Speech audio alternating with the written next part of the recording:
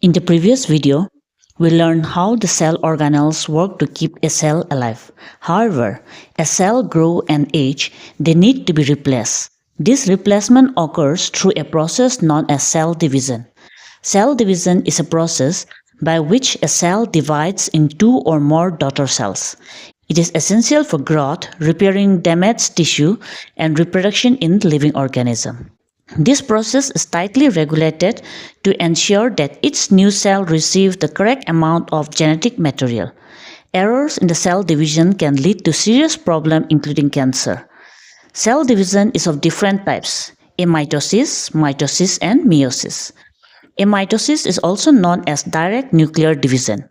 It is a type of a cell division in which the nucleus elongates and constricts in the middle, forming a dumbbell-shaped structure that eventually separates to form two nuclei.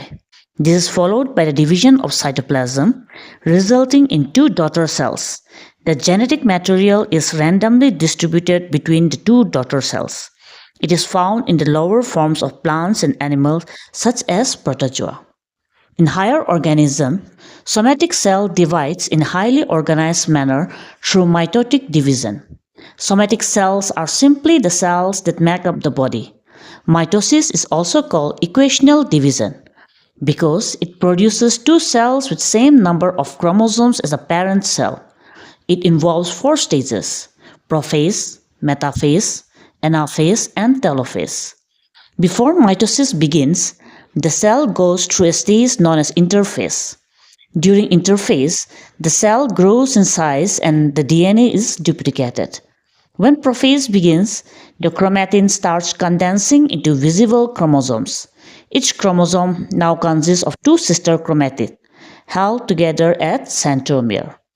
The nucleolus and the nuclear membrane begins to disappear and spindle fiber starts to form.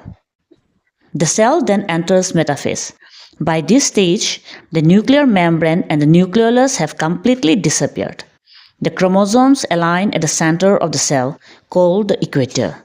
Spindle fibers connect the cell poles to the centromere of the chromosomes. The next phase is anaphase. The centromere splits and the spindle fibers shorten, pulling the sister chromatid apart. The separated chromatids, now called daughter chromosomes, move towards a pole of the cell. This is followed by telophase. The daughter chromosomes reach the poles. The spindle fibers disappear.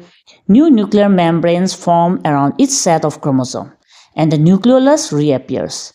The chromosomes begin uncoiling back into the chromatin. Simultaneously, another process called cytokinesis begins. In animal cells, a cleavage furrow forms from the side and gradually divides the cell into two. In plant cells, a cell plate develops in the middle and extends towards the edges, separating the cell into two new daughter cells. Now let us talk about the importance of mitosis. It helps replace damaged or worn out cells. Every time we get hurt, our tissue heals because of mitosis. It also helps our bodies to grow. In unicellular organisms, mitosis helps increase their number. It ensures that the new cells have the same genetic information as a parent cell. There is another type of cell division called meiosis, which we will cover in the next video.